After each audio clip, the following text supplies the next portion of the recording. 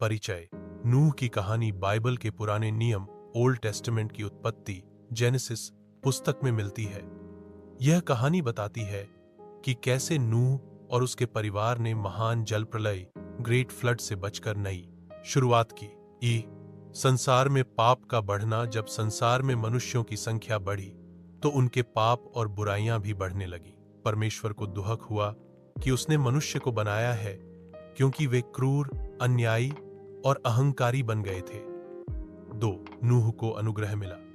परमेश्वर ने देखा कि नूह एक धर्मी, भला और सच्चा व्यक्ति है। नूह परमेश्वर की आज्ञा का पालन करता था, इसीलिए परमेश्वर ने नूह को बचाने का निर्णय लिया। 3.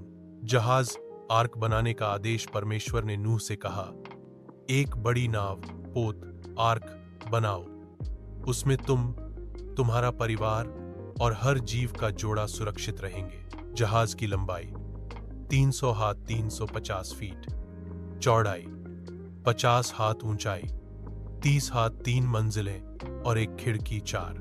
जानवरों को एकत्र करना। नूह ने परमेश्वर की आज्ञा मानी और हर पशु पक्षी का एक नर और मादा जोड़ा जहाज में रखा। साथ ही अपने पत्नी 3 बेटों शेम, हाम, याफेत और उनकी पत्नियों को भी लिया। एंड वो जल प्रलय का आना।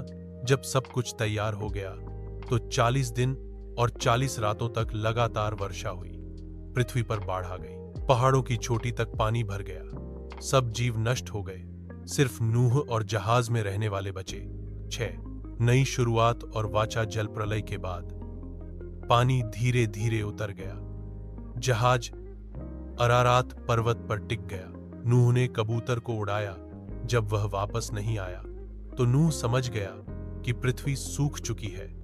नूह ने बाहर निकलकर परमेश्वर के लिए बलिदान चढ़ाया। परमेश्वर ने वाचा कवेनेंट की, मैं फिर कभी जल प्रलय से पृथ्वी को नष्ट नहीं करूंगा।